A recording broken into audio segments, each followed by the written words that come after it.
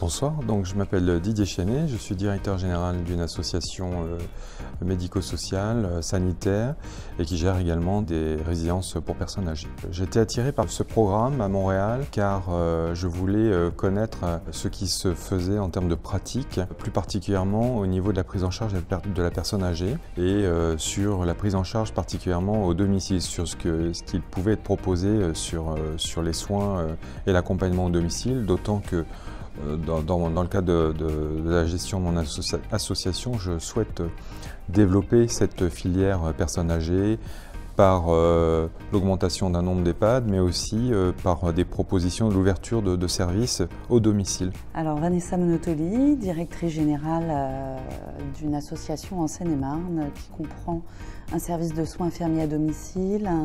un EHPAD avec PASA, UHR, hébergement temporaire,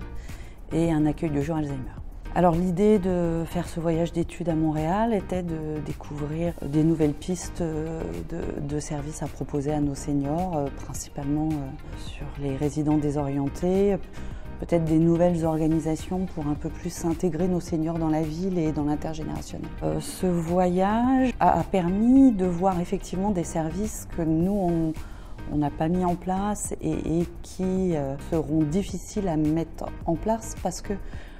ils ont une culture du lâcher-prise autour du résident et nous on est plus sur une culture de gestion du risque.